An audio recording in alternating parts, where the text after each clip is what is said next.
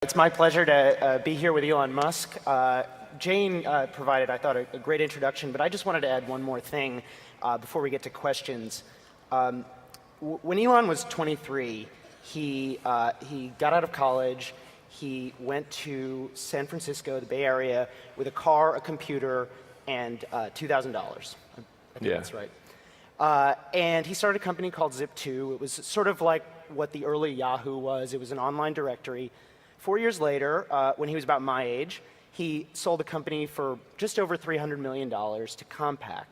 And I bring this up not because it was the largest internet company acquisition at the time, but because he's done so much stuff since then that nobody even remembers this, this initial success. True, Zip2 doesn't get much play. So I'm going to ask him some questions. We're going to go through. He's got, as Jane said, 3 mind-blowing companies.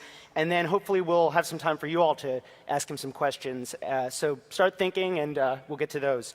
So I'm going to put up something that probably looks familiar to most people here.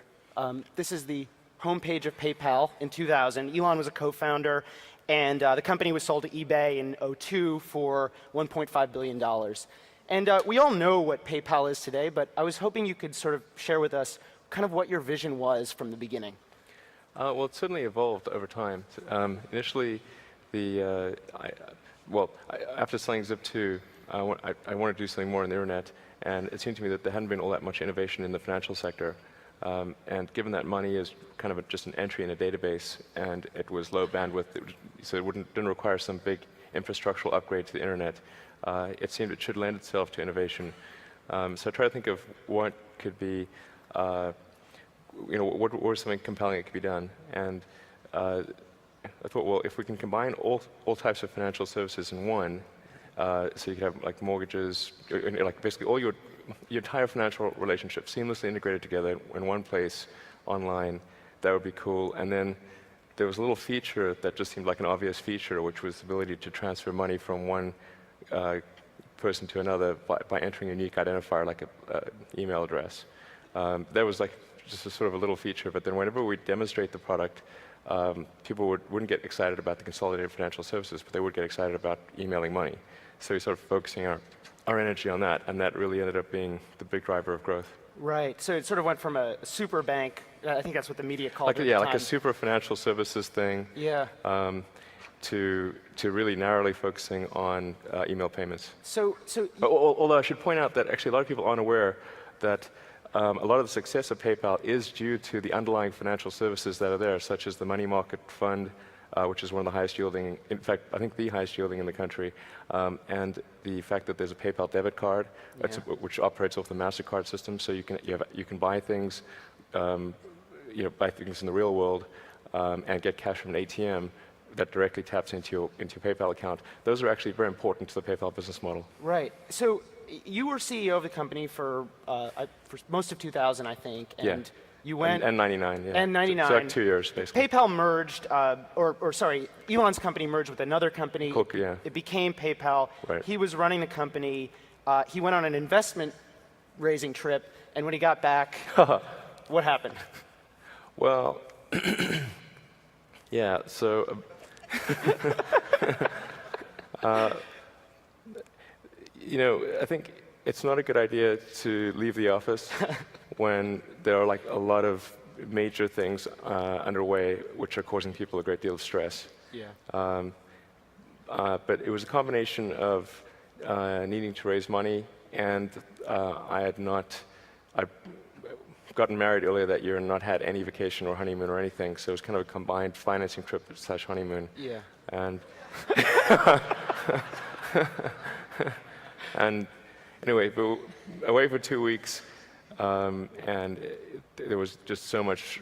There was just a lot of worry, and that caused the management team to decide that I wasn't the right guy to run the company, and so the board was like, geez, what do we do? So basically, I could have fought it really hard, but instead I said, rather than fight it at this critical time, best to sort of concede. It's amazing to me how you managed, when I first asked you about this, you said you buried their hatchet. And And you know, one of basically the person who replaced you just put, I think, $20 million or so into your company. And Yeah. how did you get past that kind of betrayal? I mean, how did you guys patch it up? Yeah, that's actually an interesting story. Well, while I didn't agree with their conclusion, I understood why they took the action they did. And they're not, you know, Peter and Max and David and the other guys, I mean, they're smart people with generally the right motivations. They did what they thought was right, and I think for the right reasons. I mean, except that the reasons weren't valid, in my opinion. But it's hard to argue with the ultimate outcome, which is positive. So, Right. you know, I just thought, you know, it's just easy to be better and just hate them forever. But you know, it's best the better course of action is to turn the other cheek and sort of you know, make the relationship good, and it was. You know, but I put a lot of effort into sort of making things good, and and then yeah, actually recently the Founders Fund, which is comprised primarily of ex-PayPal people, including Peter, who replaced me as CEO, invested in SpaceX. Yeah. And I invested in Peter's things before Right. that. So I want to put up something about what this you know, PayPal sale to eBay helped make possible. Tell us what we're looking at. That's the Tesla Roadster, which is the world's first production electric sports car. And how much does it cost? How fast is Sure. it? Give us the sales pitch. Okay. They just opened a dealership, so he should be good at this. Yeah, actually, I've sold a lot of cars. So the Tesla Roadster is the nutshell. You know, the elevator speech thing is that the Roadster is faster than a Ferrari and more efficient than a Prius. So it actually has better acceleration than any Ferrari except the Enzo, and it's about 3.9 seconds 0 to 60. And that actually understates the true acceleration, because 0 to 60 for a gasoline car is measured from when the wheels start moving, but the wheels only start moving when you engage the clutch, and it typically takes about a quarter second or more to engage the clutch. But there's no clutch for our car. It's direct drive, so you don't have a clutch engagement delay. So it's like a gasoline car with a 0 to 60 of about 3.6 seconds. And it's good, incredibly good handling. And then the energy efficiency of the car is probably the most amazing thing. It only costs $4 at current California rates to go about 250 miles. So the range, the current EPA rated range, which is a combination of highway and city with the air conditioning on, is 244 miles. So it's amazing. So this is, I mean, it's so cool. It costs $109,000 if anybody's interested. It's expensive, but it's comparable to like a Porsche 911. Right. You know, so we wanted to have something which was in the price range of a comparable gasoline car that it could, you know, probably beat. You know, so that's key, because you know, it's one thing to have a compelling product, but it has to be a compelling product at a compelling price. Right. You, in the press, obviously, this has gotten a lot of attention, and Elon's taken a lot of flack for various redesigns. You've been portrayed as a micromanager, you know, redesigning the headlights or whatever. I thought it was a nano manager. I've improved several orders of magnitude. So, why does the car need to be perfect? I mean, why did you need to redesign, you know, the doors, for instance? Well, first of all, the car is definitely not perfect. Okay. In fact, one of the things that troubles me personally is, like, when I see a product, I can immediately see a readout of all the flaws. Yeah. I need to reprogram myself or remind myself to, like, look at the good things as well. So it's certainly far from perfect, but the acceptance, I mean, fundamentally, if you don't have a compelling product at a compelling price, you don't have a great company. And that was really the gate that the car had to pass through. And so there were things like the door sills, because we used a chassis that was inherited from Lotus Elise, In retrospect, we should have completely redesigned the car and not used any Elise componentry, because we really, it's sort of like you go into a house and you think you'll just change this or that and it'll be all okay, and then you end up changing everything in the house. It would have been better to just level the house and start and do something new, because our car is 30% heavier. The load points are all different, so we had to really redesign the chassis. And one of the things I said we've got to do is to lower the dorsals. And as it is, our dorsals are still too high, but I'd say, imagine if they're 2 inches higher, because that's what they were. It made it almost unusable, in my view. Yeah, I mean, what Elon, I think you were quoted saying something like, DeLorean failed because they built a bad car. And, and the car needs to be worth $109,000 to absolutely, make it work. Absolutely, exactly. If you don't, exactly, we did not want to create another DeLorean. And the DeLorean kind of looked kind of cool, but it was really weak on performance. Yeah. It was unreliable, and there were lots of little issues with the car. Yeah. And we just didn't want to be in that situation. And it's not like, I mean, we could have built a worse car and still sold a bunch of them. But if you don't sell enough to make the business look attractive to future investors, you're not going to attract the capital to take it to the next level, or even to sustain where it is. How many orders have you taken? So 1,200 deposits. Wow. So we only take orders when somebody puts down a deposit of at least $5,000. Yeah. So I'm going to move to another company, but you told me that the last successful car startup was Jeep in 1941. Yeah, in the U.S., yeah. In the U.S. So doesn't that kind of say something bad about going into the car business? I mean, why go for this? Well, certainly I would not have done this if it were a gasoline car. So this is not about, it's not because I thought the world had a shortage of sports cars that we started Tesla. It's because it's very important that we accelerate the transition away from gasoline, for environmental reasons, for economic reasons, for national security reasons. It's very, very fundamental. And frankly,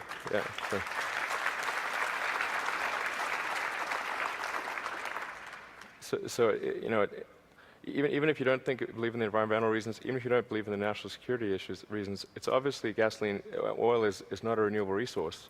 And sooner or later, the economic issues are going to cause a collapse of the economy, literally a collapse of the economy, if we don't find an alternative, because you'll be paying $20, $30, $40 for gasoline, and the stuff's going to get, it's going to start approaching the price of gold. I mean, it's going to be crazy. So we got to find a renewable alternative, and the good that Tesla is doing is not just Tesla's what Tesla is itself. It's the example that Tesla sets for the rest of the industry. In fact, people have probably seen the announcement for the Chevy Volt. Well, Bob Lutz is the champion of the Chevy Volt, and he credits Tesla with getting the Chevy Volt started, because when we unveiled our Tesla Roadster a couple of years ago, and he saw the press release, he took the Tesla press release, went to his development guys and said, if a little company in California can do this, why can't we? Yeah. And that's what prompted the Chevy Volt. Yeah. Well, let's talk about how we power these things. That's a picture of the workshop in just south of San Francisco, right? And then this is another company that Elon, this is probably the one that you're maybe least involved with on a day-to-day basis, but it's Solar City. And sort of the elevator pitch for this one is, as you've told it to me before, is you're going to do for solar power what Dell did for computers, which I think is such a nice way of putting it. And I was hoping you could just unpack that for us a little bit. Certainly. Well, Dell doesn't make the CPU or the hard drive or the memory, but they put it all together, and they manage the relationship with the end customer, and they manage the service and all that. And that's a very important element, because if you had to go to Intel and buy your CPU and somewhere else and buy your hard drive and put that all together, very few people would have computers. Yeah.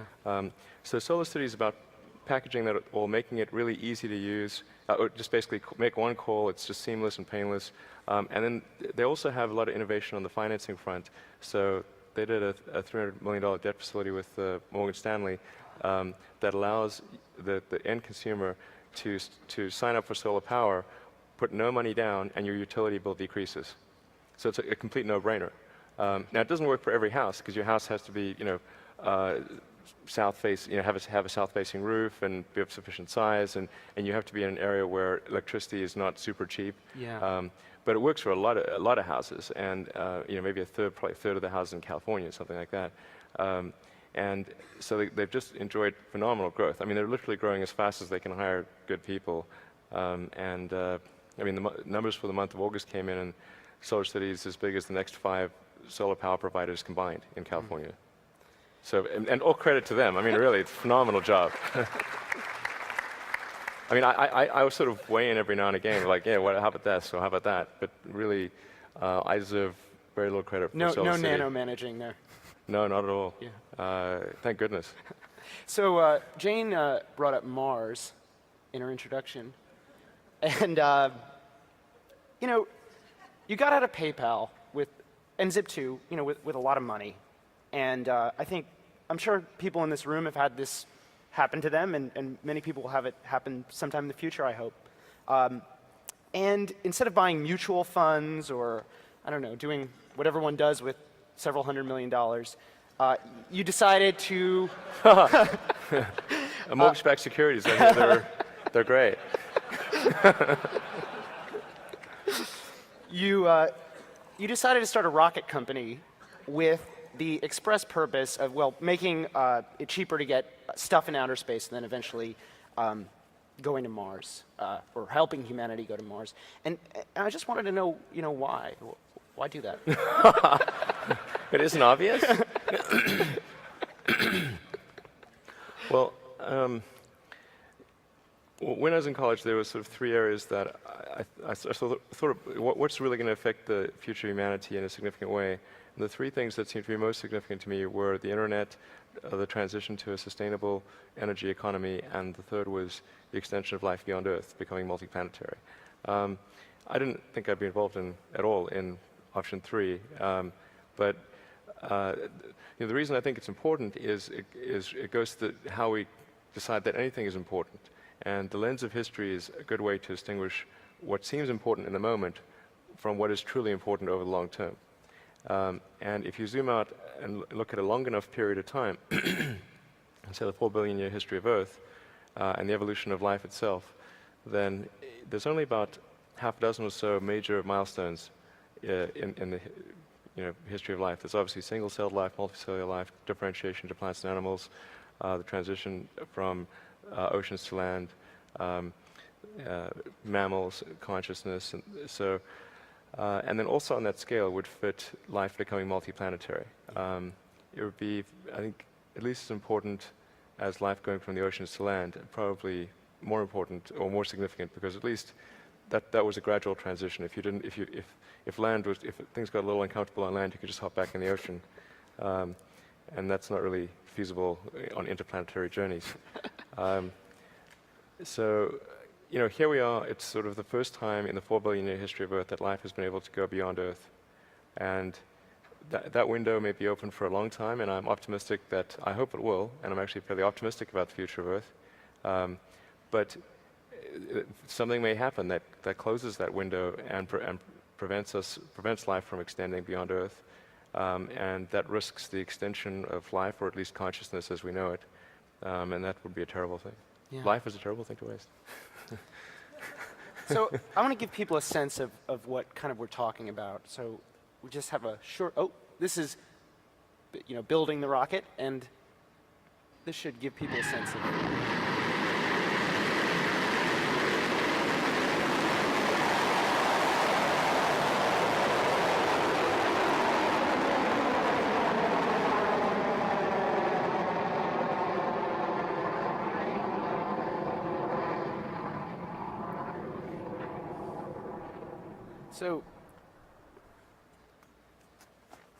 So that's your rocket, and that launched.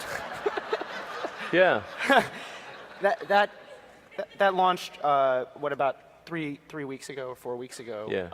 And we'll get to what happened, but I just want to ask you. I mean, watching that and when you watched that for the first time, your first rocket went in 2005, I believe, or right. I mean, how did you feel when $100 million years of work, and you're shooting something in the air. I mean, it must have been amazing. Yeah, it's pretty nerve-wracking, that's for sure. The pucker factor on launch day is very high. So no, something. Well, yeah. I mean, I'm actually, should be said, I'm actually kind of like a physics guy. I mean, I'm like an engineer really, and I do kind of the business stuff because you kind of have to do the business stuff, or if you don't do the business stuff, somebody else is going to do it for you, and then you could be in trouble. I'm actually the chief designer of the rocket. I mean, I could redraw that rocket without the benefit of blueprints for the most part. Yeah. So it's sort of like seeing my baby go up there, and it's pretty scary. Yeah. So there have been 3 flights so far, and each one has obviously the goal is to get into orbit. Each one has sort of not made it. How did you deal with the? Well, we got to space. Okay, you got to space, but it Yeah. didn't. You didn't get where you wanted to go. Not all the way. Sorry. Well, So, you but don't necessarily go all the way on the first few dates. SpaceX has. Got to work your way up there. But certainly flights 2 and 3 got to well beyond the boundaries of space. It didn't get to full orbital velocity though. Yeah, but I mean, you've got SpaceX has several hundred employees, and obviously you said it was like your baby. I mean, how did you deal with it personally, and then how did you deal with the company as a manager, sort of helping them get past it, and helping your customers get past it, obviously, to keep their money, because nobody's taken their money out of Right. SpaceX. They've sold 12 flights, and none of the customers have asked for their money back. That's true. So how did you do that? Lots of therapy, lots of hand-holding. It was just, I think the customers that have signed up for SpaceX are pretty sophisticated. They understand that in the early attempts at flight, in the development phase, essentially, we call it the beta phase if it was software, there will be crashes, and things won't initially go 100%. They obviously do expect that once we get out of the development phase, that there will be good reliability. And that really is a function of eliminating design-related issues. Yeah. The last launch had a problem because we had a brand new engine on it that had a thrust transient that was longer than the last one, and so there was an issue following stage separation. Right. But generally, they're quite sophisticated customers, and they understand what's going on. And actually, the first 3 flights were paid for by, well, the first 2 were paid for by DARPA, the Defense Advanced Research Project Agency, and the third one was paid for by the Air Force Operational Response for Space Office. And the outcomes they were looking for were not really the delivery of a satellite to orbit. They were actually looking for demonstration of rapid launch. Right. And Which so you they showed actually them. felt that we were fully paid for 3 flights. Right. So I'm going to ask one more question, and then we'll have some time for a quick Q&A. There's another rocket that looks just like this right now in the Marshall Islands, where SpaceX launches from, and I think you told me it's going to go on This on coming week, Tuesday, hopefully. or hopefully this Yeah. week. And you told me, and I think you've written this elsewhere, that starting a rocket company it's so risky. It's like playing Russian roulette. And Well, each launch is a bit like Russian roulette, yeah. okay, and But Russian roulette, it's worth pointing out that you're probably going to win. but I wanted to ask you, Russian roulette, how do you know that you're dead? I mean, when do you stop? When do you say, you know what, I'm not going to make it? Or how do you know? I think if we run out of money. But we actually, I know this sounds crazy, but we were profitable last year. We're going to be profitable this year. I'm not a big profit, it's a fairly small profit. And we have enough funding on hand and with existing contracts that are independent of Falcon 1 to last through the end of next year. Okay. So I was just told, I guess we don't have time for questions, and I'll let that be my last question. Okay. But Elon, thank you so much for being here and just sharing your story with us. It's so inspiring, and thank you. Thank you.